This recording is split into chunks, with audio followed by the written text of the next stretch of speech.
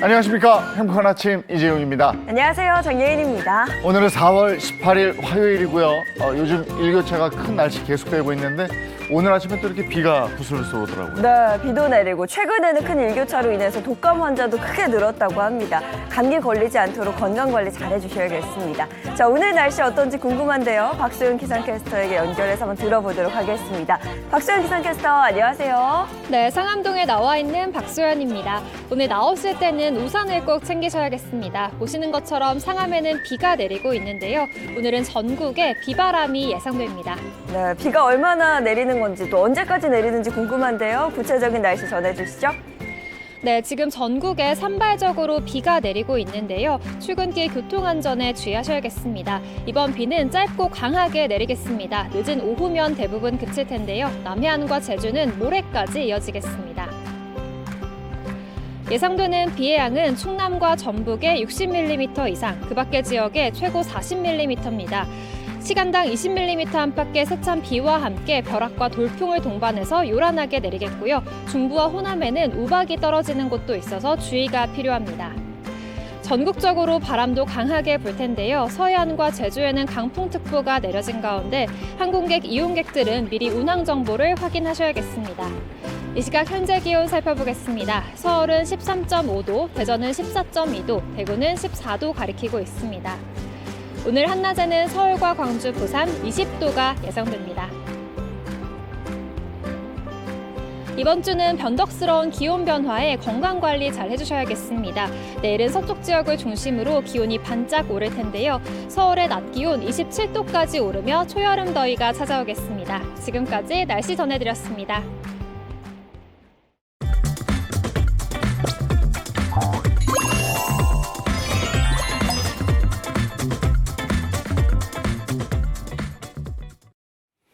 네, 화제 이슈를 발빠르게 전해드리는 모닝 브리핑 순서입니다. 방송인 홍규 씨와 함께합니다. 어서 오세요.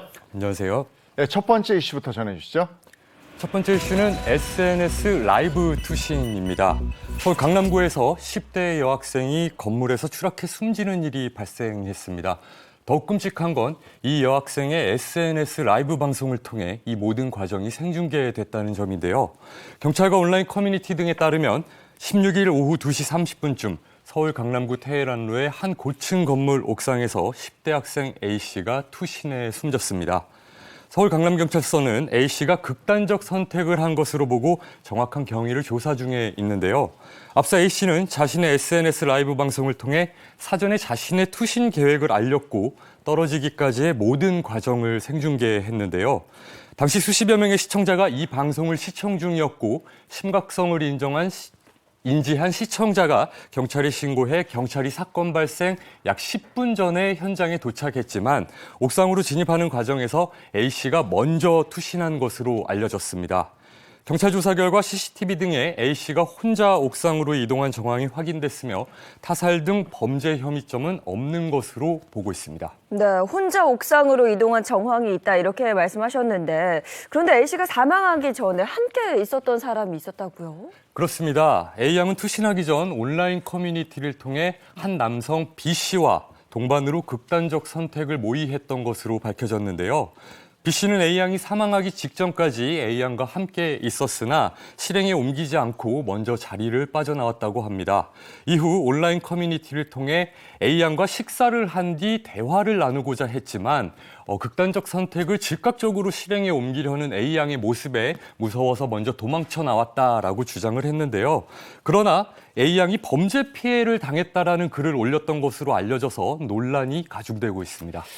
예, 이게 지금 이제 경위를 조사하고 수사하고 있는 거니까 섣부른 추측으로 인해서 제2의 또 피해가 발생하지 않도록 해야 될 것 같고요. 그리고 영상이 존재합니다. 이게 네. 피해 영상을 뭐 게시하거나 유포하거나 하지 않도록 해야 될 것 같네요.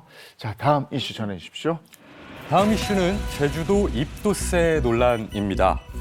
가장 인기 있는 국내 여행지를 뽑으라 하면 아마 제주도가 빠질 수 없을 것 같은데요. 작년 한 해에만 1,300만 명이 넘는 관광객이 제주도를 찾았다고 합니다. 그런데 이제 제주도에 가려면 입도세라는 걸 내야 할지도 모르겠습니다. 제주도가 이른바 입도세로 불리는 환경보전 분담금 도입을 추진하고 있기 때문인데요.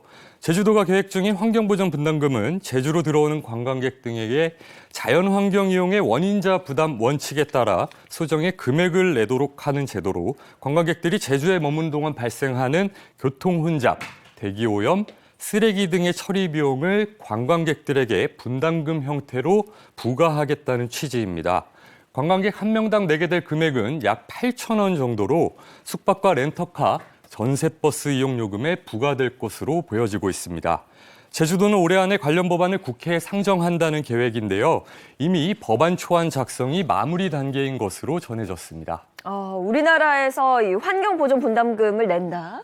이거 좀 낯설게 느끼시는 분들이 꽤 많을 것 같은데요. 해외에서는 이런 사례가 적지 않다고요. 네, 그렇습니다. 이탈리아 베네치아는 올해 7월부터 하루 도시 입장료로 3에서 10유로, 하나로 치면 약 4,000원에서 11,000원을 받을 예정인 것으로 알려졌고요. 스페인 바르셀로나, 영국 맨체스터, 태국, 부탄 등에서도 관광객들을 대상으로 관광세를 받고 있습니다. 또 최근에는 미국 하와이주가 하와이주에 거주하지 않는 15세 이상 관광객에게 1년간 유효한 관광허가를 $50, 하나로 약 6만 6천 원 정도의 수수료를 받고 판매하는 방안을 입법화하고 있습니다. 보도매체에 따르면 관광객이 낸 관광허가 수수료는 산호초 보수, 천연님의 병충해 예방, 하와이 명물인 돌고래와 거북이 보호를 위한 순찰 등 하와이의 자연환경 보호에 쓰이게 된다고 합니다. 오영훈 제주지사는 국민적 동의가 뒷받침됐을 때 가능한 일이기 때문에 신중하게 접근하겠다라는 의사를 밝혔고요. 또 한편으로는 환경오염의 원인이 관광 때문만은 아니다라는 지적과 그러면 제주도민도 육지에 올 때 상경세를 내야 하는 거 아니냐라는 지역 형평성에 관련된 지적 등 벌써부터 갑론을박이 일고 있습니다. 네, 지금 뭐 얘기도 나왔습니다만은 이런 사안은 의견이 좀 나뉠 수 있기 때문에 네. 그리고 왜냐하면 제주도 가면 제주도 관광지에 입장료를 내기 때문에 그러면 이중과세 아니냐 뭐 이런 얘기도 나올 수 있어서 이 의견 수렴이 좀 필요한 부분인 것 같네요. 자, 다음 이슈 전해 주시죠. 세 번째 이슈는 배달원 위험 운전입니다. 오토바이 배달원 10명 중 4명이 도로 위 위험 운전을 하고 있다는 사실이 조사 결과가 발표됐습니다. 지난 16일 도로교통공단 정미경 책임연구원이 발표한 배달 이륜 자동차 운전자의 위험 행동 특성 분석 연구에 따르면 배달 오토바이 운전자의 39.8%가 과속, 신호위반, 중앙선 침범 등을 하는 것으로 나타났습니다. 조사는 지난해 오토바이 교통사고 다발 지역 8곳에서 배달 이용이 가장 활발한 오후 6시에서 7시에 운행된 오토바이를 대상으로 한 결과값인데요. 분석 결과 배달 오토바이 운전자는 한 번에 다양한 위험 운전을 하는 경향이 짙었습니다. 위험 운전 오토바이 중에선 동시에 2건 이상 법규를 위반하는 사례가 52.2%로 절반 이상을 차지했습니다. 네, 배달을 하다가 이 사고를 겪는 분들이 적지 않은 만큼 안전운전이 굉장히 중요할 텐데요. 왜 이렇게 위험하게 운전을 하는 걸까요? 가장 큰 이유는 바로 시간 단축 때문이었습니다. 배달 오토바이 운전자를 대상으로 위험 운전을 하는 이유를 별도로 조사해 본 결과 법규 위반인 줄 알지만 이동 시간을 줄이기 위해 고의로 운행하는 사례가 84.3%나 달했습니다. 이어 의도하지는 않았으나 운전 중 실수로란 대답이 7.9%, 법규 위반이 아니라고 생각해서가 5.6% 등의 응답이 있었습니다. 아무래도 배달 플랫폼에서 이 배달 건수에 비례해서 임금을 지불하다 보니까 배달 건수를 늘리기 위해서 배달 건당 이동 시간을 단축하기 위해 배달 노동자들이 이렇게 조금 시간 단축에 더욱 열을 올리게 됐고 안전 불감증까지도 이어진 게 아닌가 싶습니다. 네. 어떤 때 보면 이렇게 막 고개 운전을 해서 조마조마할 때가 있는데 무섭죠. 시간과의 싸움이다 이렇게 얘기를 하더라도 목숨이 먼저잖아요. 안전이 먼저입니다. 안전이. 자, 오늘 모닝 브리핑 여기까지 하겠습니다. 홍규 씨 고맙습니다. 감사합니다.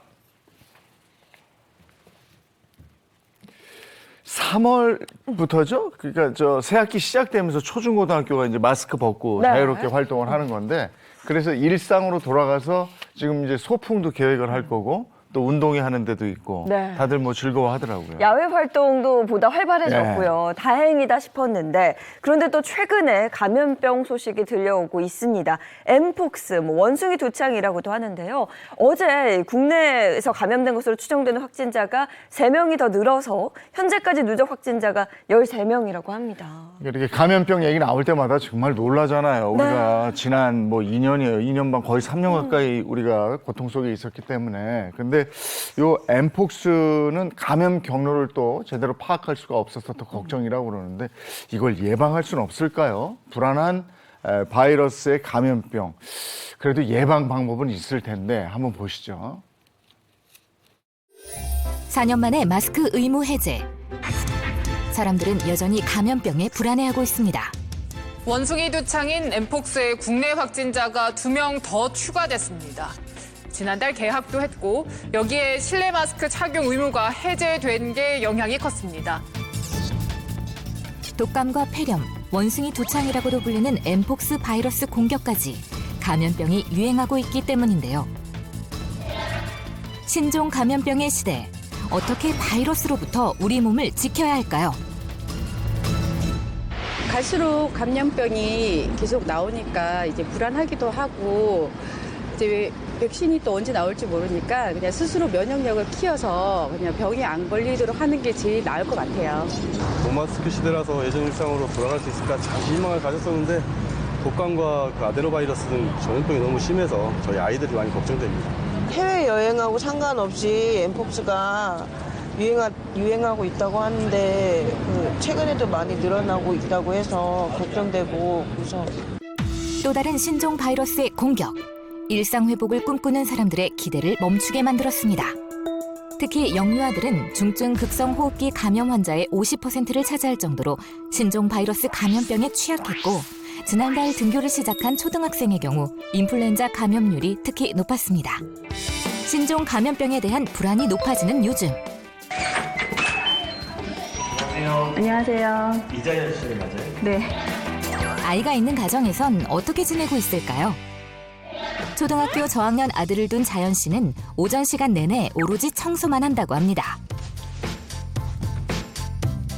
모든 가구에 매일 소독수를 뿌려가며 조금 과다 싶을 만큼 청소를 하는데요.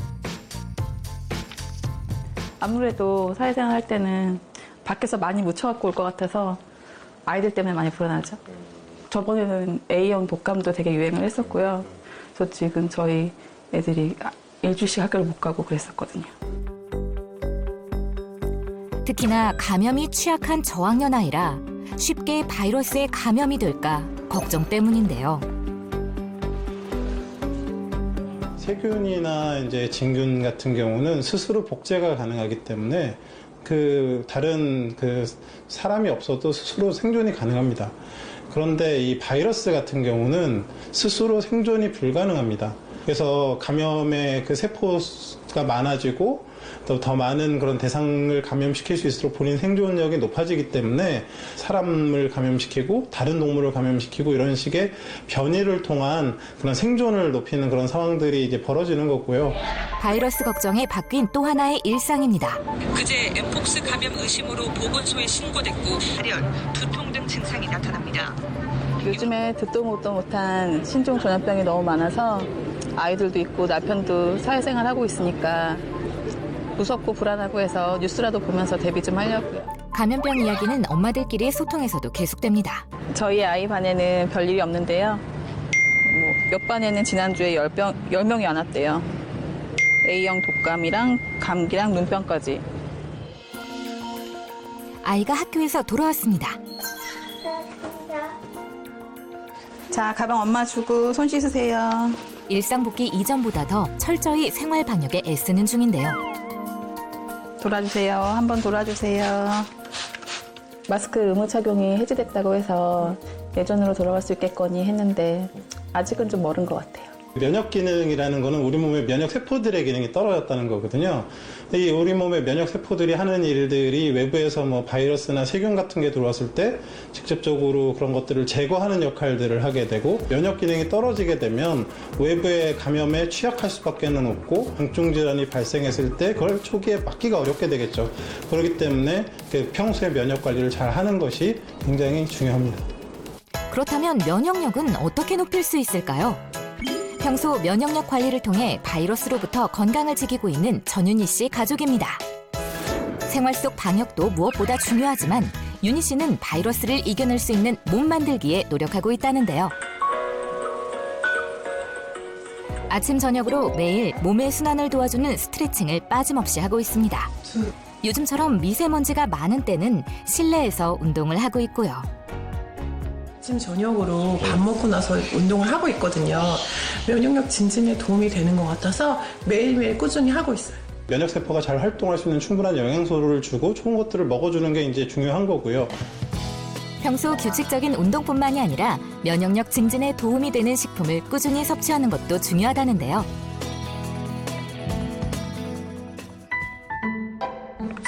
제 막내딸이에요. 제가 늦게 얻은 늦둥이. 평소 건강 체질이라 자부했던 윤희 씨가 면역력에 관심을 두기 시작한 건 셋째 아이미를 출산하고 나서부터라는데요. 젊은 나이 출산했던 때와 몸의 느낌이 확실히 달랐다고 합니다. 제가 39살에 셋째를 낳았거든요. 근데 첫째, 둘째 때는 몰랐는데 늦은 나이에 출산을 해서 그런지 막 감기며 여러 병을 다 앓고 살게 되더라고요. 불혹에 가까운 나이의 출산은 건강했던 윤희 씨의 몸에도 무리가 되는 일이었습니다. 공부하는 큰아이와 둘째 아이에 늦둥이 셋째 아이의 육아는 건강했던 윤희 씨의 면역력을 급속도로 저하시켰고 건강에 적신호가 켜지며 일상이 무너지는 일까지 겪게 되었습니다. 예전에는 같이 가족들이 감기에 걸려도 아내가 제일 먼저 나와가지고 막 돌아다니고 그럴 정도로 되게 좀 건강했는데 아무래도 늦게 애 낳은 데다가 이게 몸 관리를 제대로 못하고 육아에 이제 시달리다 보니까 면역력도 많이 떨어지고 몸이 좀 더 안 좋아지는 것 같아요. 이후 면역력 증진을 위해 가장 먼저 시작한 것은 충분한 수분 섭취입니다. 두 번째로 몸의 활력을 위해 실내 외를 가리지 않고 매일 몸을 움직였다고 합니다. 그리고 윤희 씨 면역력 사수의 비결은 바로 홍삼입니다. 가족 건강을 위해 챙겼던 홍삼 덕에 요즘 감기 한번 잘 걸리지 않고 잘 지내고 있다고 하네요. 홍삼은 식품의약품안전처로부터 면역력 증진 등 기능성을 공식 인정받은 건강기능식품입니다. 홍삼은 다양한 연구를 통해 바이러스성 호흡기 질환, 인플루엔자, 호흡기 세포융화 바이러스 등에 대한 방어 효과가 증명되었는데요. 또한 홍삼은 항바이러스성 사이토카인 생성을 증가시키고 염증성 사이토카인 생성을 감소시키며 면역세포 수를 증가시켜 항바이러스 효과를 나타냅니다. 국내외 연구팀을 통해 바이러스 호흡기 질환 예방에 효과가 있다는 점이 밝혀졌고 홍삼이 면역세포를 활성화해 폐렴 구균 및 폐혈증 예방에도 도움을 준 것으로도 나타났습니다.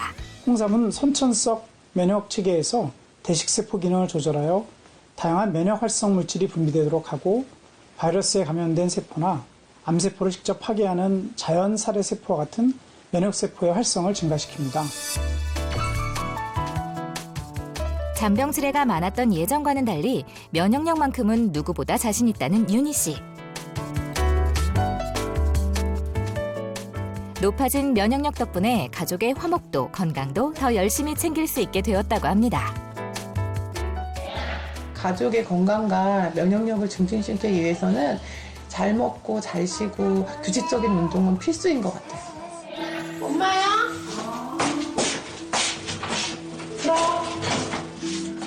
본인뿐 아니라 가족들의 건강을 최우선으로 생각하는 윤희 씨. 같은 아파트에 사는 친정어머니도 예외는 아닙니다. 그냥 뭐 걷기야 하고 뭐 그러지. 너무 무리한 운동하면 좀 그렇잖아. 엄마 요즘에 아침 저녁으로 날씨 쌀쌀한데 엄마 몸 좀 괜찮아? 그러니까 이게 온도 조절이 안 되잖아 이제. 엄마 요즘에 바이러스도 많다고 하니까 내가 면역력 올리는 것 좀 하나 줄게. 어머 뭐야. 이따 가면서 엄마를 위해서 준비한 것도 있지. 어머. 엄마 이거 먹어봐. 이거 면역력 키우는 어린아이만큼이나 바이러스에 취약한 노인들에게도 면역력 증진은 필수죠.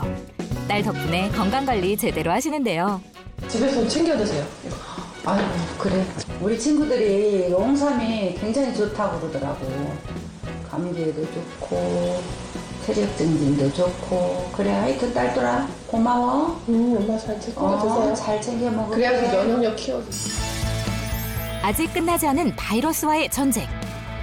감염병 시대를 살아가는 현대인이 건강하고 현명하게 살아가는 법은 바로 면역력을 높이는 것이죠.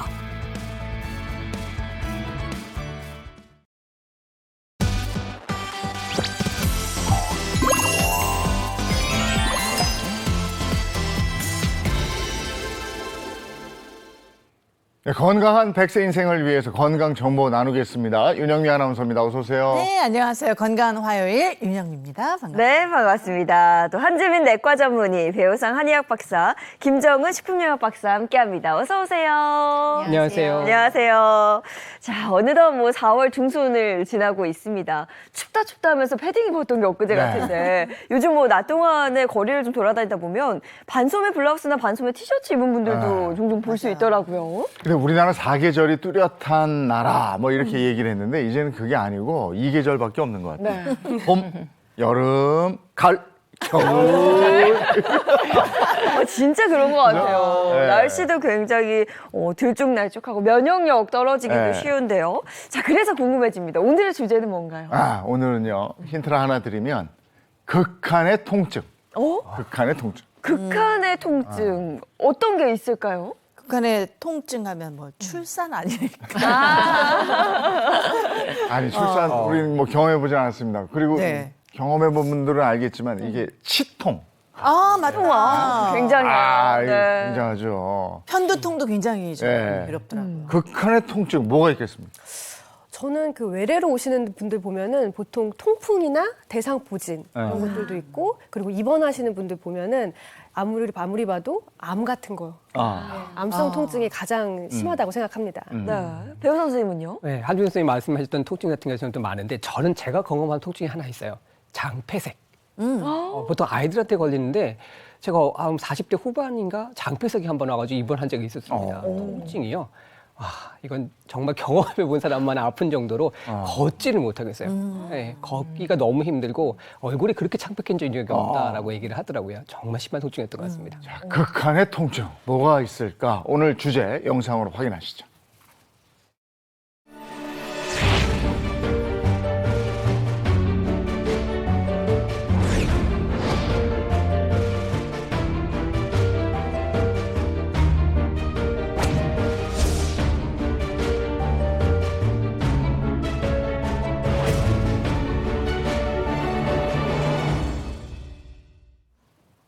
출산보다 더한 고통, 통증의 왕 이렇게 불리는데 대상포진입니다. 오늘 대상포진에 대해서 얘기할 텐데요.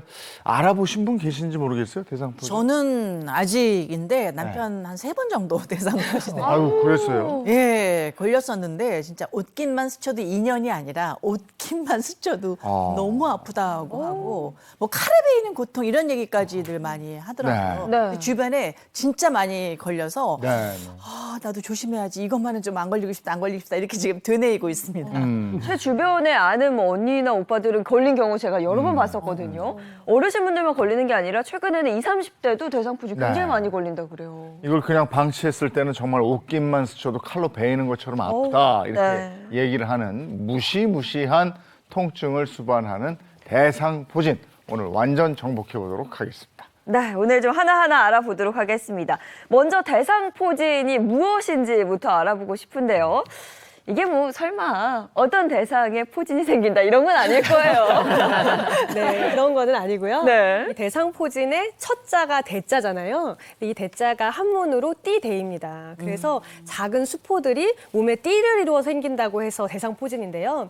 이거는 우리 몸의 수두 바이러스가 그 신경절에 잠복하고 있다가 다시 재활성화되기 때문에 생기는 질환입니다. 수도하면 어린아이들이 많이 걸리는 질환이잖아요. 근데 그게 대상포진하고 어른들하고 무슨 관련이 있는지 그게 조금 의아한데요? 네, 좀 이상하시죠? 네. 네, 대상포진이라고 하는 것은 이 아이들한테 많이 생기는 이 수두의 원인체, 이 바이러스와 동일한 바이러스가 원인이기 때문입니다. 그래서 소화기의 수두 대상포진 바이러스의 감염이 한 번 되면요, 수두 장태의 증상 자체가 나타났다가 사라지면서 이 바이러스는 사라지지 않고 몸 안에 남아있게 됩니다. 화면 한번 보시게 되면요, 이렇게 체내에 남아있던 수두 바이러스가 신경을 따라 이동을 하면서 신경질을 잠복을 하고 있습니다. 이 경우에는 체내에 바이러스가 있지만 특별한 증상을 보이지 않았기 때문에 사람들이 잘 느끼지 못하게 됩니다. 그런데 신체의 면역력이 약해지게 되면요, 그때 신경절에 잠복해 있던 이 바이러스가 신경을 따라서 나와서요, 피부에, 신경이 상당히 우리 몸속의 피부에 여러 가지 부위에 걸쳐져 있잖아요. 그래서 여러 모든 몸 자체의 부위에 감염 증상을 나타낼 수 있습니다. 이것이 바로 대상포진인 것이죠. 그래서 그 원인 자체는 수두 바이러스라고도 하는데요, 이렇게 대상포진이 발생했을 때는 대상포진 바이러스라고도 하고 이를 합쳐서요, 수두 대상포진 바이러스라고 부르고 있습니다. 네, 대개는 이제 면역력이 떨어지는 50에서 60대 성인들에게 발생을 하게 되고요. 또 면역력이 크게 떨어져 있는 환자들 같은 경우에 이제 전신에 퍼지게 되면 사망에까지도 이르게 됩니다. 사망에 이를 수 있어요? 네. 근데 앞서 체내에 남아있는 수두 바이러스라고 하셨거든요. 저는 좀 다행이다 싶은 게 어렸을 때 수두에 걸렸던 적이 없거든요. 저 같은 사람은 대상포진 걸릴 가능성이 없는 거 아닌가요? 그렇죠. 엄밀히 말하면 수두에 걸린 적이 없으면 이제 대상포진에 걸릴 가능성이 없습니다. 그런데 지금 이제 수두에 걸리지 않으셨다고 말씀하셨는데요. 네. 혹시 다른 분들도 그렇게 수두에 걸리지 않았다 하신 분들이 계십니까? 저도 그런 기억은 없는 것 같아요. 뭐 예방주사 괜찮은가 봐요. 예방주사 다 맞고. 맞아요. 아기 때 맞잖아요. 그렇죠. 근데 이제 그게 그렇지 않은 경우가 더 많다는 거죠. 경미하게 수두를 앓고 지나갔는데 본인이 모르는 경우가 있습니다. 그래서 이제 환자분들이 갑자기 대상포진에 걸리고 나서 오셔가지고는 어머, 난 수두 안 걸렸는데 이게 왜 걸렸냐.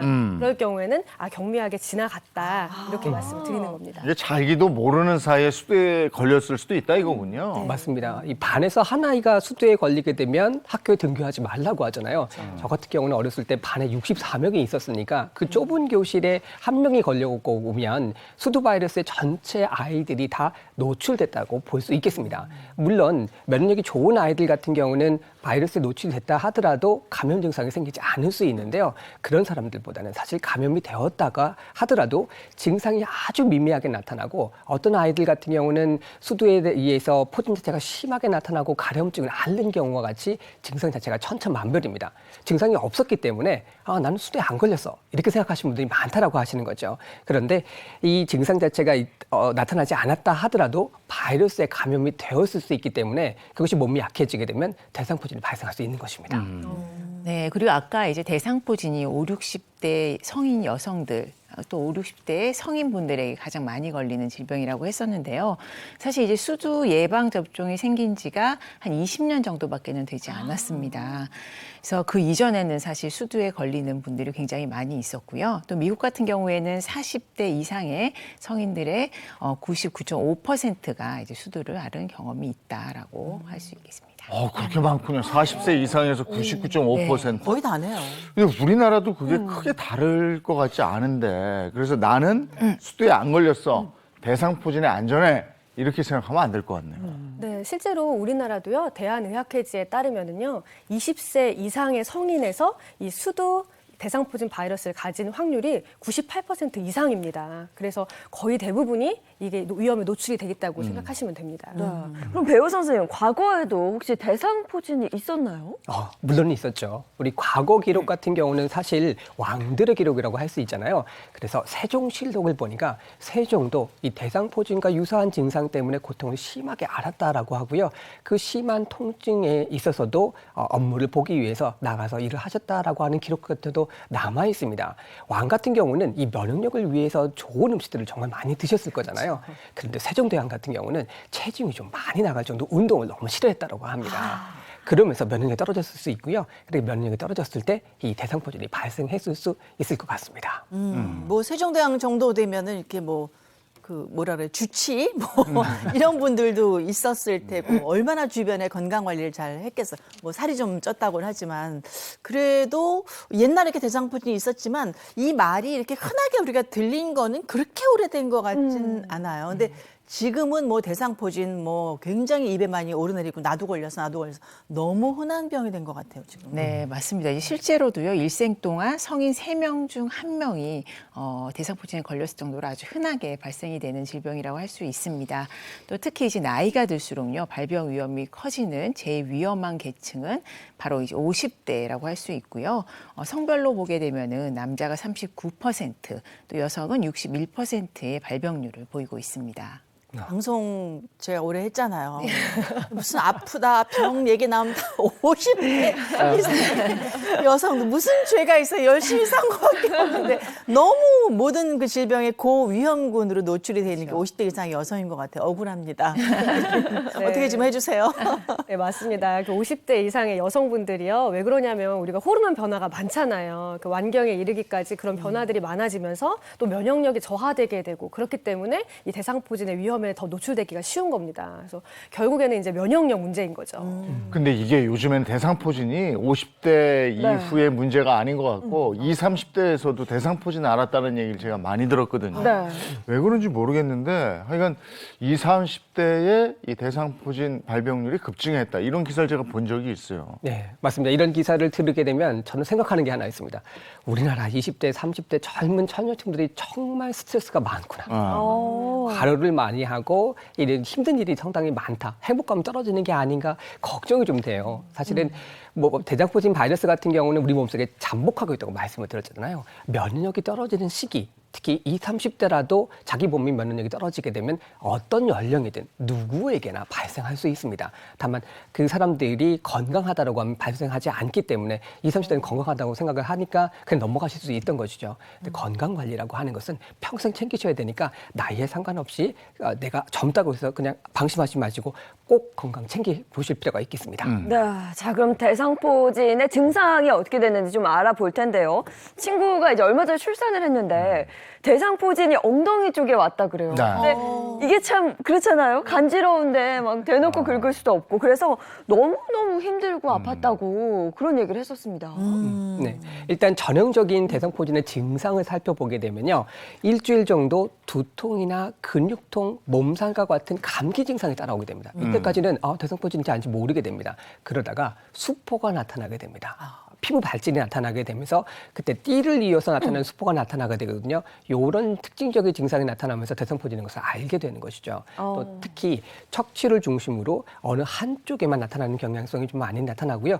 가슴 흉부 쪽에 제일 많이 나타난다고 합니다. 심하다. 이 발진이 일어나고 이렇게 수포가 생기는 과정 중에서 통증이 심하게 느껴지고 가려움증도 동반하게 됩니다. 네, 근데 꼭 항상 포진이 저게 띠처럼 네. 그렇죠. 일렬로 쫙 이렇게 생기는데 왜 이렇게 생기는 건지 궁금해요. 네, 우리 몸이요 신경이 이렇게 줄을 따라서 있기 때문에 그 줄을 따라서 생기는 겁니다. 그래서 신경의 범위에 따라 생기기 때문에 줄을 이렇게 이루어서 생기는 거죠.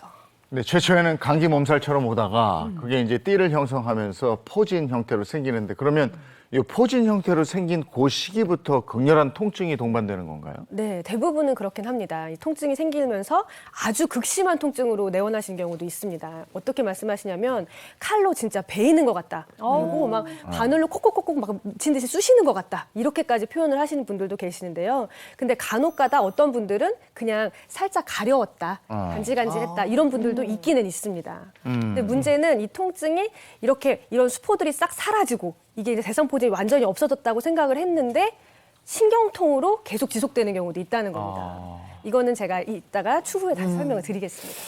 글쎄, 우리가 이제 겪어보질 않았으니까 그러니까. 대상포진이 그렇게 아프다 그러고 뭐 출산의 고통도 느껴보지 못했으니까 하여간 출산의 고통보다 더하다. 도대체 어느 정도인지 그걸 모르겠단 말이에요. 가늠이 안 돼, 가늠. 체험 한번 해볼까요? 감이 잘 안 오시네요. 어떻게 체험해요? 그래서 대상포진 통증 자체가 백통지 왕이라고 하는 별명까지 있어요. 와. 얼마나 아프면 100가지 통증 중에 제일 아픈 왕이다 이렇게 얘기를 하는데요. 체험 한번 하실 수 있게 제가 준비를 해봤는데 한번 나와보시겠어요? 아니, 별로 체험해보고 싶지 않아요. 아니, 좀 궁금해요. 얼마나 아니 나는 별로 안 해요. 얼마나 아프길래 출산보다 더하다고 하는. 맞습니다. 출산보다 통증 자체가 더 심하다고 하니까. 왜 해보려고 그래요?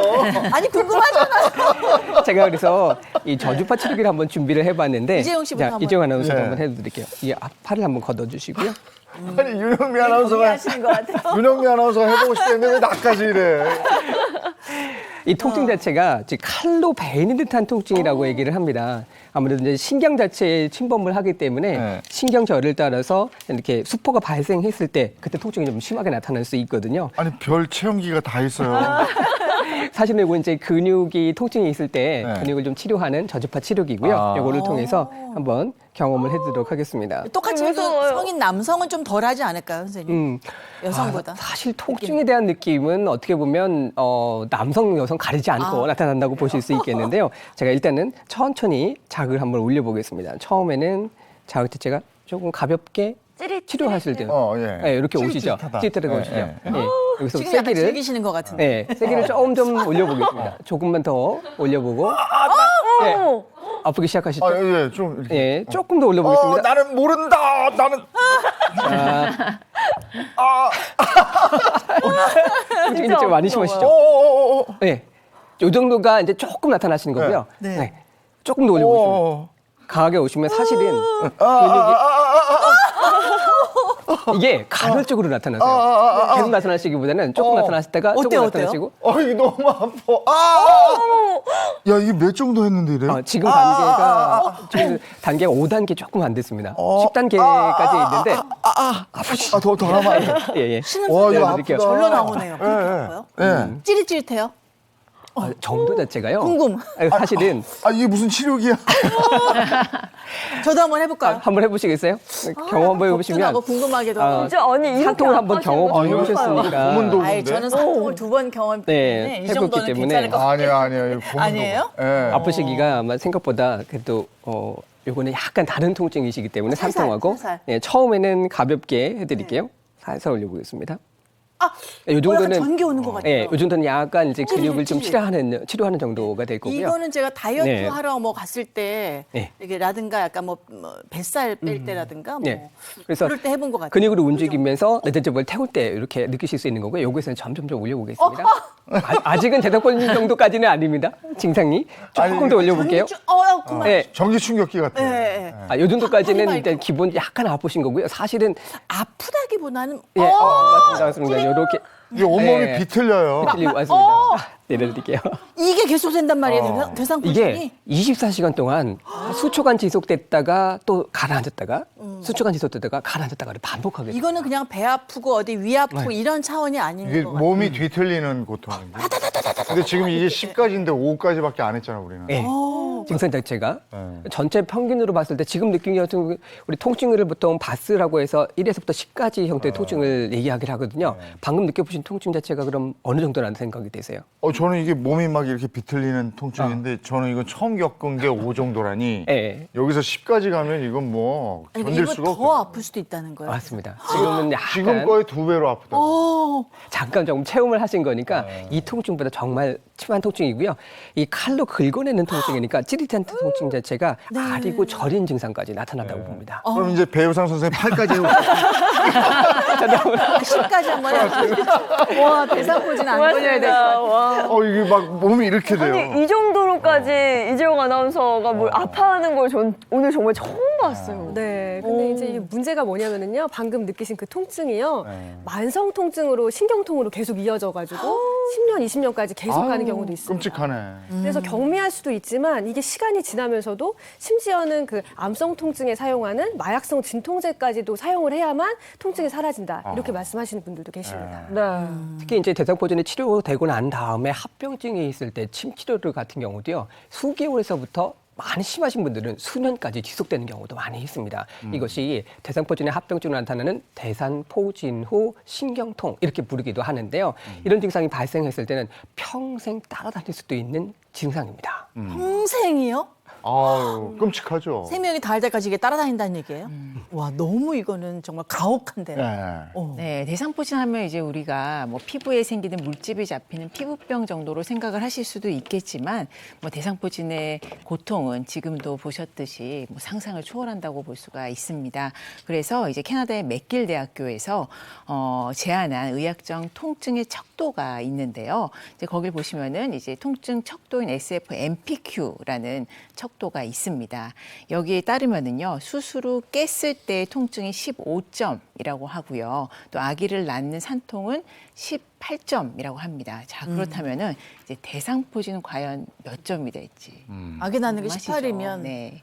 그래도 우리 경험해 보신 분들은 알겠지만 출산의 고통은 저는 평생 최고의 고통이었던 걸로 기억이 되거든요. 네. 그보다는 아래이지 않을까. 네. 근데 다들 이거 경험해 본 분들은 그건 남자들이 하는 얘기 아니에요? 아니 여자분들 대상포진 경험했던 분들은 정말 산통에 버금간다 또는 산통보다 난 더했다 이렇게 얘기를 하니까 가늠이 안 돼요 사실. 산통은 짧잖아요. 아이가 나오면 이제 그게 고통이 멈추는데 이거는 평생 간다고 하고 하니까 더 무서운 거. 합병증이 생겼을 때 평생 갈 수 있는데요. 산통이 18점이라고 그랬잖아요. 대상포진의 통증은 무려 22점이었어요. 훨씬 높아요. 와, 세상에나. 맞아요. 그리고 문제는요, 이게 수십 개의 바늘로 마구마구 찌르는 이런 통증이 24시간 동안 계속 지속되고 화끈되고 시리고 이런 증상이 계속 복합적으로 나타난다는 게 문제예요. 무섭고 끔찍합니다. 이렇게 대상포진 자체만으로도 이렇게 심각한 고통을 겪을 수 있어서 무서운데 그런데 이보다 더 무서운 일이 있다고요? 네, 이 대상포진이요, 제때 치료를 하지 않으면 합병증이 이제 같이 병발할 수가 있습니다. 그래서 제가 보여드리는 걸 준비를 했는데요. 이제 요추에 만약에 대상포진이 생기게 되면 여기에 따라서 신경절이, 요추 신경절은 다리 쪽으로 내려가거든요. 그래서 허리, 엉덩이, 그리고 뭐 허벅지, 종아리, 그리고 발까지 저렇게 포진이 막 생기게 되는 거죠. 그래서 저렇게 침범하는 곳에서 만성 신경통이 생길 가능성이 높아지는 겁니다. 아니, 보기만 해도 너무 아파 보여요. 네, 그리고 경추, 우리가 목에 생기면은요, 목에 있는 신경절은 목, 어깨, 그리고 이렇게 팔 쪽으로 내려가거든요.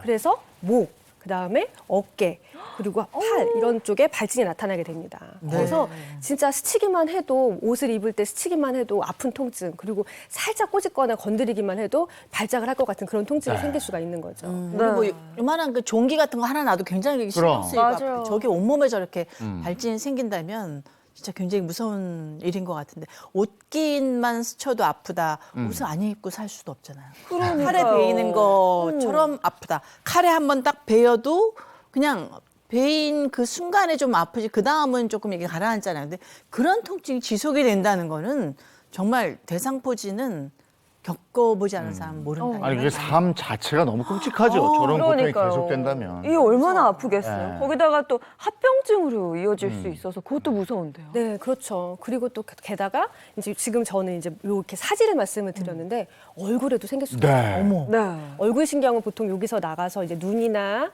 코 그리고 입 쪽으로 이렇게 가게 되거든요. 근데 그런 쪽으로 가게 되면 이쪽에도 이제 안구나 이런 귀 쪽이나 이런 데를 공격을 할 수가 있는 거죠. 아니 뭐 거의 뭐 머리부터 발끝까지 거의 온몸에 합병증이 발생하는 것 같은데 이 중에서도 특히 좀 위험한 곳이 있을까요? 네, 그럼요. 우리 몸에서 사실 가장 중요한 기관이 뇌잖아요. 뇌에 침범하게 되면 뇌수막염이 생길 수가 있습니다. 그럼 우리가 치사율이 15%까지나 보고 있거든요. 그래서 뇌에 침범한 경우가 위험하고 또 이제 귀에 침범을 했는데 이게 좀 심하게 되면 청력 소실이 될 수도 있고 눈도 마찬가지입니다. 눈도 시력이 좀 저하되다가 시력 상실까지도 이어질 수가 있습니다.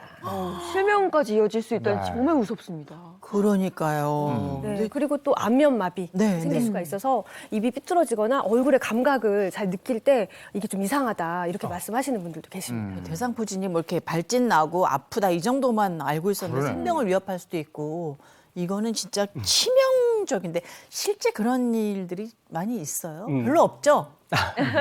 이 대상포진에서 포진 자체가 나타나고 회복을 하시면 좋겠는데요. 재활성화되면서 이 얼굴 신경을 자극하고 염증을 일으켜서 얼굴 마비라고 하는 것이 나타나는 것이 바로 람세이 헌트 증후군이라고 하는데 이것이 대상포진의 합병증 중에 하나입니다. 그래서 귀 점막에 수포가 발생하고요. 청력에 이상이 생기신다든지 어지럼증이라든지 또 얼굴 신경의 일부가 마비되는 증상이 나타날 수 있는 것이죠. 네, 저스틴 비버라고 그 알죠. 세계적인 가수 있잖아요. 알죠, 알죠. 저스틴 비버도 람세이 헌트 증후군을 앓았습니다. 맞아요. 그 제가 사진으로 봤던 기억이 있어요. 네, 근데 이렇게 이제 합병증으로 가지 않기 위해서는 초기에 대응이 중요하거든요. 그래서 우리가 이제 잘 정리를 한번 해보면 처음에는 이게 감기 증상이나 몸살 증상으로 이렇게 옵니다. 그러다가 이때는 수포가 생기기 전이니까 대부분은 몰라요. 그러다가 보통 통증과 수포가 함께 오면서 이때쯤에는 이제 병원을 내원하시는 경우가 있습니다. 근데 이때는 내원을 꼭 하셔야 되는데 아 이것도 그냥 어디가 결려서 그런가 보다. 그냥 여기에 물집이 좀 생겼나 보다 하고 넘어가시게 되면 이제 이렇게 최악의 경우에는 치료 시기를 놓치고 포진 후 신경통까지도 갈 수가 있는 거죠. 그러니까 치료 시기를 놓치면 안 되는데 대상포진이 왔을 때 아까 뭐 감기처럼 이렇게 온다고 그랬잖아요. 네. 그러니까 초기 치료를 놓치는 경우가 있을 것 같아요. 네, 꽤 있습니다. 그리고 수포가 생겼다 하더라도 그걸 그냥 이게 대상포진이라 생각 네. 안 하고 어디 그냥 물집 잡혔네 이렇게만 생각하시는 경우가 있고 또 면역력이 떨어지신 분들은요 이게 전형적인 코스로 오지 않고 우후죽순으로 오는 경우도 있어요. 그래서 이걸 못 알아차리는 경우도 있습니다. 그래서 약간의 이제 이상이 있다라고 생각이 들면 병원을 내원하시는 게 좋습니다. 그래서 제가 대한피부과학회에서 권고하고 있는 대상포진 자가진단 체크리스트를 한번 준비를 해봤습니다. 화면 한번 보실게요. 자, 첫 번째, 물집이 나타나기 전부터 감기균과 함께 일정 부위에 심한 통증이 느껴진다. 두 번째, 작은 물집들이 몸의 한쪽에 모여서 전체적으로 띠 모양으로 나타난다. 세 번째, 물집을 중심으로 타는 듯하고 날카로운 통증이 느껴진다. 네 번째, 평소 허약하거나 노쇠 또는 질병으로 인해서 면역력이 약화된 상태다. 다섯 번째, 어렸을 때 수두를 경험하거나 과거 대상포진을 앓았던 경험이 있다. 이 체크리스트는 통증이 어느 정도 나타났을 때 혹시 내가 대상포진인가 의심을 해봐야 되는 거예요? 네, 아까 이제 경험을 해보듯이 통증의 양상이 이전하고 겪은 거하고 약간 다릅니다. 방금 얘기 드린 것처럼 콕콕 쑤시고 예리하고 베이는 듯하고 이런 통증이고요. 그리고 통증이 이제 우리가 죽을 만큼 아픈 게 10이라고 했을 때 보통 어느 정도 통증이 아프냐 이렇게 물어봤을 때 뭐 2, 3, 7 뭐 이렇게 얘기를 할 수가 있잖아요. 근데 최소한 2, 3 정도가 된다고 하더라도 사실은 대상포진 통증이 아니다 하더라도 그 정도에서는 병원을 찾으셔야 됩니다. 이게 워낙에 통증도 심하고 주변에 요즘에 대상포진 걸린 분들도 많고 그래서 야 대상포진은 이러면 돼 또는 대상포진은 이렇더라 뭐 이런 카더라가 많아요. 네. 그래서 대상포진에 대한 거짓과 진실을 한번 알아보도록 하겠습니다. 네, 먼저 소문들 살펴볼 텐데요. 첫 번째 소문은 어떤 소문일까요? 자, 코로나19에 걸리면 대상포진 걸릴 확률도 높아진다. 과연 이 소문은 진실일까요? 거짓일까요? OX 한번 들어보겠습니다. 저는 아닐 것 같은데. 저는 주로 많이 틀리거든요. 이게. 근데 이거는 맞지 않아요. 코로나하고 대상포진하고 관계 있다는 얘기는 저는 처음 듣거든요. 아닌 것 같아요. 이건. 다르지 글쎄요. 않을까요, 바이러스가? 근데 이게 코로나19 걸린 분들 보면 회복할 때 이렇게 면역력 떨어지고 네. 몸도 처지고 이런다 그러니까 이게 면역력 질환이라고 그러니까 네. 관련이 그렇지만 아닌 것 같아요. 네. 여기에 좀 갈렸습니다. 여기에 정답이 있을까요, 한지민 선생님? 네, 정답은요. O입니다. O가 맞아요? 네, 실제로요. 코로나19에 걸린 50대 이상에서요. 이 대상포진 바이러스에 해서 걸릴 가능성이 더 높다는 연구 결과가 있습니다. 아까 말씀하셨던 것처럼 이 코로나19에 걸리게 되면서 면역력이 약해지고 면역력이 약해지기 때문에 이 대상포진의 발병이 더 많다라고 할 수가 있는 거죠. 그러면 그때 코로나 한창 기승일 때 네. 대상포진에 걸렸던 분들 또는 대상포진에 걸린 분들도 면역력이 약해져 있으니까 코로나에 걸릴 확률도 커졌어요. 그렇죠. 네. 그리고 또 그렇구나. 이게 코로나 걸리고 나면 코로나도 사실 코로나 후 후유증이 네. 있잖아요. 그럼요. 근데 거기다가 막 대상포진까지 걸리고 이러면은 정말 힘듭니다. 그래서 왜냐하면 약도 뭐 여러 가지 뭐 항바이러스에도 먹어야 되고 또 코로나에 관계된 약도 먹어야 되고 하니까 너무너무 이 관리하기가 힘듭니다. 자, 결국은 면역력이네요. 맞아요. 면역력 건강을 그게 챙겨야 되겠습니다. 이어서 두 번째 소문 뭔지 보겠습니다. 보여주시죠. 자, 두 번째 소문은요. 대상포진 한 번 걸리면 계속 재발한다. 이게 진실일까요? 거짓일까요? 저는 재발한다고 들었던 것 같아요. 아까 뭐 근데 아까 평생 간다고 했으니까. 그 남편 몇 번 세 번. 걸리셨다며. 맞아. 저도 거기서 힌트. 한 번으로 그치는 사람 거의 없는 것 같아요. 아까 뭐 평생 지속된다 이런 말씀도 하셨고, 네. 그 어떤 바이러스인가 이렇게 몸 안에 이렇게 잠재적으로 있다가 이렇게 튀어나오고 하는 것 같아서 계속 걸리지 않을까. 이게 재발률이 높은 건지 아니면 완치라는 게 아예 없는 병인지 글쎄. 이게 또 의미가 좀 다르거든요. 정답은 뭐예요? 일단 재발에 대해서 얘기를 한다면 O라고 할 수 있습니다. 네, 재발은 충분히 할 수 있고요. 이게 이제 만성 질환인지 아니냐라고 했을 때는 사실 조금 애매한 부분이 좀 있을 수 있습니다. 이 대상포진이라고 하는 것은 우리 몸속에 잠복되어 있던 수두 대상포진 바이러스가 면역력이 약해진 상태를 틈타서 재활성화되면서 나타나는 증상이라고 이제 많은 분들이 보시는 시청자분들도 아실 것 같아요. 그런데 이 대상포진이 발생하고 난 다음에 그 체내 면역력 자체가 회복이 되면 대상포진 바이러스는 없어지는 게 아니고요. 몸 안에 다시 신경절로 잠복하게 됩니다. 즉 숨어 들어가는 것이죠. 이렇게 신경절 안에 잠복하고 있다가 다시 면역력이 약해지는 상태에서는 재발을 할 수 있습니다. 일반적, 경험적으로 저희 의사분들이 얘기할 때는 한 5년 이내까지는 특별하게 문제 없습니다. 말씀을 드려요. 그래서 5년 이내 재발되지 않는다라고 말씀을 드리는데 몸이 많이 약해지신다든지 면역력이 좀 급격하게 떨어지는 어떤 다른 질환이 생기셨다든지 암성 질환이라든지 이런 것이 발생하게 되면 당연히 재발하고 나타나실 수 있게 됩니다. 특히 문제가 되는 것이 이 대상포진이 나타나고 난 다음에 나타나는 합병증으로 나타나는 통증이라고 할 수 있습니다. 이 통증은요, 한 번 나타나게 되면 1개월에서 6개월까지 그 증상이 지속되기도 하고요. 심지어는 수년, 아예 평생 동안 따다르면서 괴롭힐 수도 있습니다. 그러니까요. 잠복했다가 다시 나타나고 잠복했다 나타나고 이거 어떻게 하면 좋을까요? 지겹게 쫓아다니는 짝사랑하는 남자 같네요. 저기요. 그러니까요. 네, 재발하지 않도록 일단 제일 중요한 게 면역력이잖아요. 이 면역력을 잘 챙기는 습관을 가지시는 것이 무엇보다도 중요하겠습니다. 네, 알겠습니다. 다음 소문 보겠습니다. 대상포진은 전염성이다. 전염성이다? 저는 O. 앞서 대상포진은 그 수두 바이러스와 같은 거다라고 하셨는데 이제 어렸을 때 수두 걸리면 학교에 안 나오게 했잖아요. 네. 이거는 전염이 되지 않을까?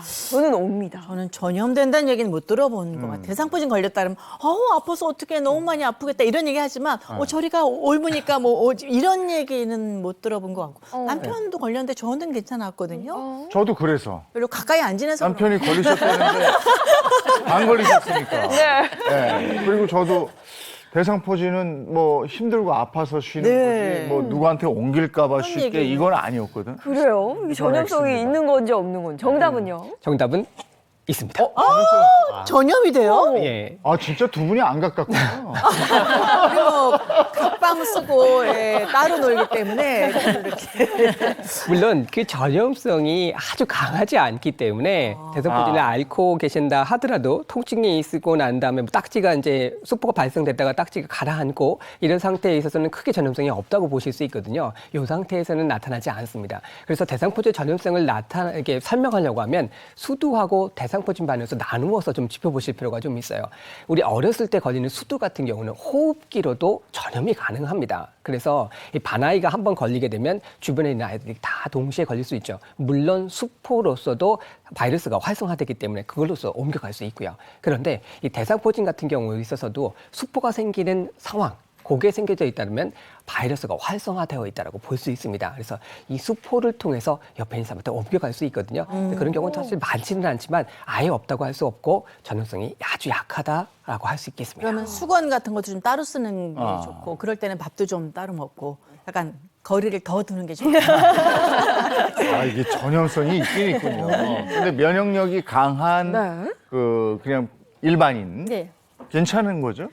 네. 근데 이제 그 건강한 일반인이 어떤 사람냐에 따라 좀 다를 수 있어요. 그러니까 이 건강한 일반인이 만약에 이전에 수두에 걸렸던 적이 있던 사람이라고 한다면 이 사람은 대상포진이 걸린다고 한다면 자기 신경절에 있는 그게 다시 활성화돼서 걸릴 거 아니에요. 근데 만약에 이 사람이 수두에 걸린 적이 한 번도 없는 사람이라고 한다면 옆에 대상포진 걸린 사람이 있으면 이 사람은 수두로 옮을 수가 있습니다. 그래서 이게 이제 만약에 할머니, 할아버지들이 대상포진에 걸렸는데 수포가 막 이렇게 있는 상태에서 어린아이를 볼 때 있잖아요. 그럼 어린아이가 그 수포를 만지게 되면 이 아이가 수두가 걸릴 수가 있는 거죠. 자, 대상포진에 관한 모든 것 알아보고 있습니다. 정말 엄청난 통증이 있다는 거 알겠고요. 두려움도 좀 생겼습니다. 근데 여기서 그치면 안 되겠죠. 뭐 치료법, 예방법을 알아봐야 할 텐데 가장 먼저 치료법이 좀 궁금합니다. 네, 이제 이 대상포진도요 골든타임이 있습니다. 72시간 이내에 치료를 해서 조기에 항바이러스가 제가 들어가게 되면 조금 더 치료 효과가 좋거든요. 그래서 그 조기 치료가 중요하고 그리고 또 아까 말씀드린 것처럼 진통제, 통증이 너무 심하기 때문에 진통제로 또 이런 통증 조절을 합니다. 한의학에서는 이걸 어떻게 치료합니까? 원인이 바이러스잖아요. 그래서 항바이러스를 쓰게 되면서 통증이 너무 심하기 때문에 이 통증과 열을 내려주는 처방을 쓰게 됩니다. 대표적인 처방으로 용담, 사간탕, 또 시오, 청강탕을 들 수 있는데요. 용담초, 그다음에 시오라든지 치자와 같은 약재 같은 경우는 아마 치자 같은 약재는 많이 들어보셨을 거예요. 염색할 때도 쓰는 약재인데요. 이런 약재들이 몸속에 있는 열을 내려주는 효과가 있습니다. 특히 이제 외부에 포진이 발생했을 때는 황련해독탕이라고 해서 해독을 시켜주는 약침 제제를 통해서 외부에다가 직접 주입해서 그 염증을 줄이는 치료도 하게 되는데 아까 20, 30대가 많이 생긴다고 말씀드렸잖아요. 그래서 면역력이 떨어지는 부분, 특히 화나 이 스트레스를 다스리는 것이 정말 중요합니다. 불안증이 있다든지 소화장애가 안 되든지 이러면서 그냥 넘어가지 마시고요. 평소에 건강, 면역력을 좀 챙기실 필요가 있습니다. 근데 대상포진 요즘엔 예방접종이 있어요. 맞아요, 주사요. 네. 저도 몇 년 전에 맞으셨어요? 연말 되면 건강검진 몰리죠. 네. 그래서 제가 가는 그 병원에서 여름에 하시면 보너스로 이거 서비스. 한번 놔주겠다고 그래서 제가 여름에 했어요. 그때 내가 맞았지 보너스로. 근데 이게 지나고 보니까 가격이 좀 있더라고. 그래. 아니 저는 뭐 효과가 별로 없다는 얘기도 어디서 들은 것 같기도 그래요? 하고 좀 비싸더라고요. 네, 그래서 맞아요. 안 맞았는데. 보너스로 맞았어요. 여름에 건강검진을 한번 해야 되겠네요. 네, 과거에는 이게 예방 효과가 없다는 소리도 그렇게 많이 있었는데요. 현재 요즘에는 또 예방 효과가 꽤 있습니다. 그래서 60세 이상에서 이 예방 접종을 1회 하는 것을 권장을 하고 있고 말씀하신 것처럼 가격이 조금 있습니다. 보통 이제 병원에서 맞게 되면 한 10만 원에서 한 18만 원 정도 사이 정도까지의 가격이 형성돼 있거든요. 근데 이제 지자체나 이런 데에 따라서 우리가 저소득층이나 이런 데에서는 무료로 또 해주는 데가 있기 때문에 그걸 잘 확인을 해보시면 좋습니다. 비싼 걸 보너스로. 보너스를 맞게 잘하셨네요. 뭐 10만 원을 보험 해줘야죠.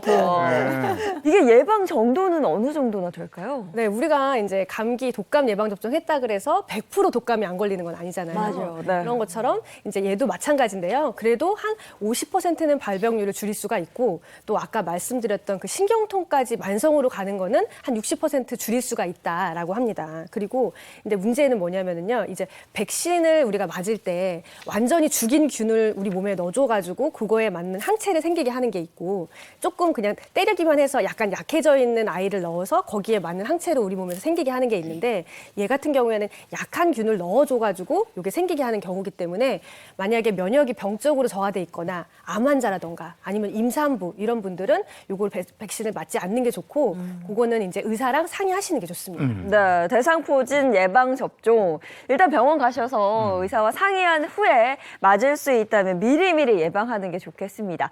자, 이어서 한의학 박사인 배우 선생님, 한의학적으로는 대상포진 어떻게 예방하면 좋을까요? 많은 분들이 장애인 아나운서같이 저한테 질문을 하세요. 네. 대상포진 안 걸리면 어떻게 해야 돼요? 그렇게 아프다라고 하는데 면역력 높이려면 어떻게 해야 됩니까? 라고 질문하세요. 그럼 제가 딱 드리는 말씀이 있습니다. 밤새지 마세요. 밤을 새지 않는 게 이게 팁이에요? 그렇습니다. 이 현대인들 중 보게 되면은 밤을 새시는 분들이 많아요. 아예 밤낮이 바꿔서 야간 근무를 하시는 분들 정말 많은데요. 회사 일 때문에 밤을 새우신다든지 학생들 같은 경우는 공부한다고 밤 새우시고요. 또 좀 노시는 분들 같은 경우는 밤새서 술 드신다고 또 밤 새우시는 분들 많잖아요. 이렇게 하시게 되면 면역력이 분명히 저하가 됩니다. 이 과로라고 하는 것은 면역력에 직접적인 영향을 주기 때문인데요. 그래서 이 과로 자체를 하지 않는 것이 밤을 새우지 않는 하나의 방법이 될 수 있겠습니다. 지금 말씀하신 거는 밤새워 일을 한다든지 네. 밤새워 노동을 하는 그 힘든 상황이잖아요. 내가 좋아서 밤새 즐기면 드라마도 보고. 그 스트레스도 풀고 네. 그것도 안 되는 겁니다. 그건 행복 호르몬이 나오지 않아요. 노는 거 좋으시죠? 근데 밤새고 노고 나서 어떻게 하세요? 들어오셔서 바로 자죠. 잠은 좋죠. 네. 근데 바로 출근해야 된다라고. 출근하기 전날. 피곤하게 하지 마라 내 몸을. 맞습니다. 이 면역력을 키우기 위해서는 무엇보다도 밤새지 않으시는 게 좋겠고요. 그 다음에 중요한 것이 바로 운동이라고 할 수 있겠습니다. 그래서 운동 말씀드리는데 한번 오늘도 운동에 대해서 한번 배워보실까요? 50대 이후에 고위험군 면역력 나와보시죠. 떨어진 제가 한번. 전 드라마 보느라고 새벽 4시, 5시까지 그런 경우 많죠. 밤을 새는 경우 요즘 많아요. 저희 집도 요즘 그러더라고요. 왜 이렇게 시리즈가 맞습니다. 길어요, 드라마가. 이게 동영상 보신다고 많이들 밤을 새우시게 되는데 밤새우지 않고 특히 이제 잠을 많이 못 주무셨다라고 하면 몸을 좀 편안하게 이완하시는 것, 우리 건강을 채우는 하나의 방법 중에 하나가 바로 몸 자체의 혈액순환을 원활하게 하시고요. 근육도 이완하고 림프 절순환을 잘 시키는 것이 매우 중요하다고 할 수 있겠는데요. 제일 첫 번째로 이 목 주변에 림프샘이 상당히 많이 있습니다. 여기 림프샘을 좀 자극을 시켜주게 되면 뇌 쪽으로 가는 순환도 좋아지게 되고 우리 머리가 활성화가 되면 면역도 좋아질 수 있습니다. 그래서 머리 쪽에 있는 근육 자체를 좀 풀어주시기 위해서 팔을 양팔로 이렇게 벌려보세요. 네, 벌려주시고 왼쪽으로 고개를 최대한 한번 돌려보실 겁니다. 고개를 돌려보시고 난 다음에 저 늘 목이 뻐근하거든요. 네, 뻐근하시고 좀 힘드신 분들 있죠. 돌리시고 난 다음에 이 상태에서 턱을 어깨 쪽에 닿아주시는 겁니다. 이렇게 늘려주세요. 네, 너무 힘드시면 최대 가셨다가 살짝 돌아오셔서 자기 스트레칭 상태에 따라서 해주시면 좋겠거든요. 이렇게 내려주시면 되고요. 반대쪽으로 고개를 돌리셨다가 다시 턱을 어깨에 닫아주십니다. 이렇게 하면 목 쪽에 있는 요 턱선이라든지 이쪽에 있는 림프 자체를 자극할 수 있는 방법이 되니까 이쪽 림프 순환을 좀 원활하게 이렇게만 하실 수 해도 좀 있겠습니다. 시원한데요. 네. 그리고 팔을 이렇게 벌린 상태에서 발을 살짝 벌려주시고요. 이번에는 오른손을 위쪽으로 이렇게 돌려주시고 왼손은 반대쪽으로 해서 위쪽으로 돌려주실 겁니다. 예, 이렇게 꽈주시는 겁니다. 비틀어 주시면서 오른쪽 손을 이렇게 보실 겁니다. 반대쪽으로 돌려주면서 이렇게 돌려주실 겁니다. 돈주 비틀기. 이러는 것 같아요. 예. 어깨하고 팔 자체를 비틀어 주시면서 또 허리까지 돌려줄 수 있는 하나의 방법이 될 수 허리까지 있습니다. 이렇게 해주시면 어깨, 특히 이제 겨드랑이 밑쪽에 있는 림프선을 좀 자극하실 수 있어서 이렇게 비틀어 주시면 좋겠습니다. 한 리듬을 번에 삼으면 좋을 것 같아요. 음악 듣고 하셔도 좋습니다. 이렇게 잘하시는데요. 일어나세요. 네. 시청자분들 앉아 계시지 말고 일어나서 같이 요거 해보시면 재밌다. 좋겠습니다. 해주시면 좋겠죠. 아니, 요팔 이런 데가 좀 뻐근하고 예. 또 특히 시원해지는 거. 조금 더 강하게 해주시면 약간 더 이렇게 해주시고요. 허리 사체를 살짝 틀어주시면 조금 더 강하게 자극을 좀 주실 수 있겠습니다. 이 부분이 좀 땡기고 아픈데요. 네, 맞습니다. 평소에 이 운동을 어깨가 좀 많이 굳어 계시면 이쪽이 많이 아프실 수 있고 잘 안 돌아가실 수 있으니까요. 같은 높이 평행 상태를 유지해 주시는 것이 제일 중요합니다. 항상 스트레스는 자세를 잘 지켜주시는 것이 매우 무엇보다도 제일 중요하실 거라고 생각이 됩니다. 그 다음에 이제 우리 몸의 체온을 높여주실 필요가 좀 있거든요. 체온이 1도씩 높여지게 되면 면역력도 5% 이상 증가한다고 하거든요. 체온을 높일 수 있는 가장 쉬운 방법, 바로 하체를 응용하시는 겁니다. 하체를 움직여 주셔야지만 이 천지자가 쉽게 올라갈 수 있으니까요. 첫 번째, 저 한번 마주 봐주시고요. 저는 왼쪽 발을 내리니까 오른쪽 발, 앞발 앞으로 내주세요. 이렇게. 그래서 똑같이 한번 해볼까요? 이해가 쉽게? 네. 앞발 디딤역에 있는 부분 자체를 쭉 뻗어주시고 굽히지 않은 상태에서 뒤에 있는 무릎을 굽혀주시면서 내려가실 겁니다. 네. 엉덩이가 사선 45도. 이거 난이도가 쭉 굉장히. 눌러주신 상태에서 만약에 여기 무릎이 달달 떨리시고 힘드시다고 하면 손을 이렇게 대주세요. 네. 이렇게. 펴진 다리에다가 무릎에다가 쫙 다리에서 여기를 뒤쪽 다리를 눌러줘요. 쭉 펴줄 수 있게끔 허벅지 햄스트링 자체가 쭉 눌려주실 수 있게끔 살짝 눌러주시고요. 맞게 하고 있는 건가요? 네, 여기 무릎에다가 네. 무릎에다가 잡아주시고 늘려주신 상태에서 발끝을 살짝 앞으로 당겨주세요. 여기 정강이 쪽을 쭉 당기시죠? 네, 너무 당겨요. 이거는 뒤쪽 부분을 쭉 당겨서 근육을 이완하시고 하체에 순환 자체를 또 높여주면서 체온을 높이는 방법이 허리도 좀 되겠습니다. 아프고 제가 원래 허리 통증이 좀 있어서. 일단 무릎 자체가 바깥 뒤에 앉는 자세가 나가지 않게 하시고 엉덩이가 뒤로 한참 앉으셔야 됩니다. 그래야지 허리에 부담이 안 되세요. 네, 뒤쪽으로 앉아주시면서 눌러주시고요. 다시 제자리에 들어오시고 반대쪽 이번에 오른쪽 왼쪽 발 내주시고요. 지금 첫째는 발을 붙이신 상태에서 붙인 상태에서 눌러주시고 뒤쪽으로 쭉 앉아주세요. 이렇게 여기 다리가 쭉 늘어나실 수 있게끔 그럼 허벅지가 쭉 늘어나실 겁니다. 이 상태에서 살짝 누르시고 앞에 발을 쭉 들어주십시오. 뒤쪽에 있는 정화리 쪽에 근육 자체가 쭉 늘어나시는 느낌을 받으시면 제일 좋습니다. 늘어나면서 땡기고 당기준 약간 증상이 있으시죠. 아파요. 시원하기도 해요. 시원 느낌이 네. 있으시죠. 이렇게 내려주시고 요걸 한 3회 정도 양쪽을 번갈아 가시면서 약간 땀 나면서. 네, 체온이 올라가는 것 같아요. 맞습니다. 이 체온을 좀 낮게 올리시게 되면 면역이 확실히 올라가실 수 있으니까요. 지금 시청자분들 따라 해보시면 좋겠고 하루에 매일 한 2분 정도에서 5분 정도만 투자를 하셔도 좋거든요. 이렇게 해주시면 좋겠습니다. 네. 오늘 잘 배워봤습니다. 고맙습니다. 역시 면역력 키우는 데는 또 적절한 운동이 필요하고 그럼요. 운동하고 땀도 좀 흘리고. 적절한 운동을 하기 위해서는 또 에너지를 좀 올려야죠. 네. 먹어야죠. 올리려면 또 그냥 먹으면 안 됩니다. 건강한 음식을 맛있게 먹어야 되는데 자 오늘도 김정은 선생님이 준비를 해주셨어요. 제가 옆에 가서 한번 네. 배워보도록 하겠습니다. 아유, 오늘은 대상포진에 대해서 알아보고 있는데 진짜 고통 아까 뭘 먹어야지? 저를 한번 체험을 해보셨지만 어우 진짜 아프니까요. 아무것도 못하겠어요. 네. 삶의 질이 너무 떨어져. 자, 1분 간단 요리 한번 배워보겠습니다. 네, 오늘은요, 이제 제철, 지금 봄이 한창이잖아요. 그래서 봄나물도 많이 나오고 했는데, 봄나물의 그런 영양소를 듬뿍 머금은 봄나물 닭고기 냉채를 만들어 보도록 하겠습니다. 봄나물 닭고기 생채. 네, 이 네. 조합이 좀 궁금해요. 네, 그렇죠. 재료 소개부터 해볼까요? 지금 뭐 시장 가시면은 봄나물들 다양한 종류로 굉장히 많이 나와 있는데 그 중에서 뭐 마음에 드는 거 고르시면 되는데 오늘은 요즘 또 두릅이 좋거든요. 두릅 좋죠. 그렇죠. 그래서 두릅 중에서도 좀 부드러운 식감이 있는 땅두릅을 좀 데쳐서 준비를 했고요. 네. 그리고 돌나물. 네, 이거는 이제 생으로 뭐 초고추장 많이 무쳐 드시는데 돌나물 준비했고 달래입니다. 달래. 뭐. 달래를 손질을 해가지고 이렇게 한 3, 4cm 정도 길이로 썰어놨어요. 그리고 이제 닭가슴살은 이렇게 데쳐가지고 잘게 찢어서 네. 준비를 하시면 되고요. 양념은 간단하게 간마늘과 또 국간장, 들기름, 그리고 들깨가루를 넣어서 양념을 해보도록 하겠습니다. 네. 자, 해볼까요? 네. 자, 그러면 일단은 이렇게 잘 무르기 쉬운 봄나물 2가지, 달래랑 돌나물은 마지막에 넣어주시고요. 우선 이제 닭가슴살을 양념을 충분히 스며들게 해서 나머지 나물들이랑 들깨가루 넣고 슬슬 무쳐볼 거예요. 네. 그리고 이제 닭가슴살 같은 경우에는 살짝 비린 맛이 있기 때문에 제가 여기도 준비를 했는데 뭐 생강편이라든지 또는 이제 청주를 넣어가지고 삶아내시면 돼요. 근데 삶을 때 너무 팔팔 끓이시는 것보다는 네. 팔팔 끓기 시작하면 중불 정도로 은은하게 삶아내셔야지 이렇게 촉촉하게 삶으실 수 있거든요. 이제 그 온도를 좀 유지하셔라라는 네. 거. 자, 여기 이제 간을 해보겠습니다. 굉장히 간단합니다. 항상 냉장고에 있는 재료들이죠. 간마늘 넣어주시고 그다음에 국간장. 진간장이 아니고 국간장이에요. 네, 진간장은 너무 색이 진하게 나고 또 단맛이 있기 때문에 국간장을 넣어서 간을 하면은 좀 살짝만. 깔끔하게 네. 하실 수가 있어요.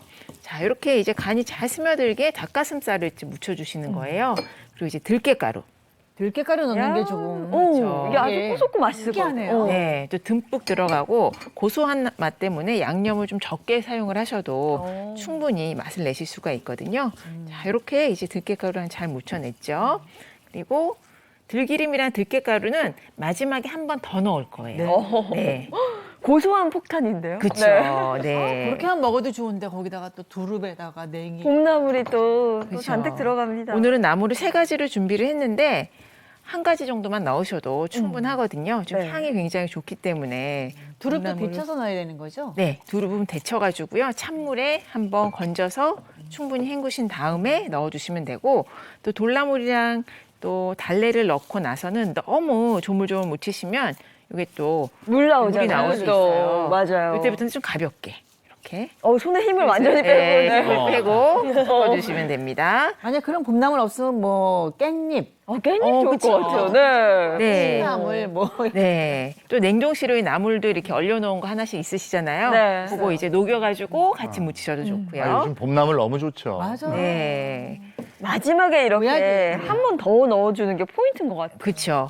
또 나물에도 잘 고소한 맛이 배어 들어야 되니까 이렇게 넣어주시고 기름은 네, 마지막에 이제 들깨가루와 들기름까지 이중으로 들어가기 때문에 정말 고소한 향이 굉장히 강하죠. 네. 이렇게 가볍게 묻혀주시고 그거를 맛있다. 담아내시면 하나만 주면 네. 와. 아시죠? 이렇게 하면 아주 간편하게 1분 요리 완성입니다. 저는 좀 궁금한 게 이런 두릅이나 냉이, 달래와 같은 봄나물이 면역력 강화에 좀 도움을 주나요? 맞습니다. 면역 강화에 상당히 도움이 주죠. 그래서 면역력이 떨어졌을 때는요, 제 이름자에 들어가는 B라고 하는 이 이니셜을 한번 생각해 보시면 좋겠습니다. 바로 비타민 B거든요. 이 비타민 B 같은 경우는 신체에서 피로 물질을 제거시켜주고요. 또 에너지를 좀 전체적으로 세포라든지 이런 쪽에 있는 부분에 전달해주는 효능을 갖고 있습니다. 당연히 면역력이 좋겠죠. 지금 막 드시고 계시는 이 두릅이라든지 돌나물이라든지 또 달래 같은 경우는 이 비타민 B군이 상당히 풍부하게 들어간 제철 식품군입니다. 특히 챙겨주시면 더할 나위 없이 좋고요.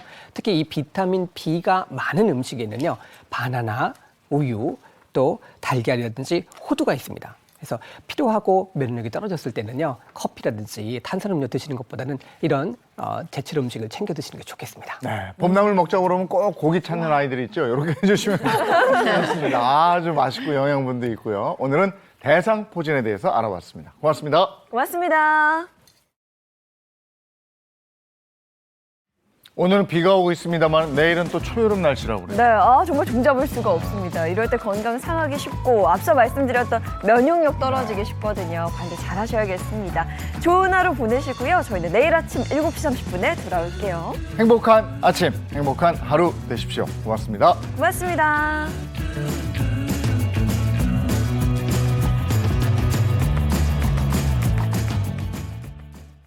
채널 A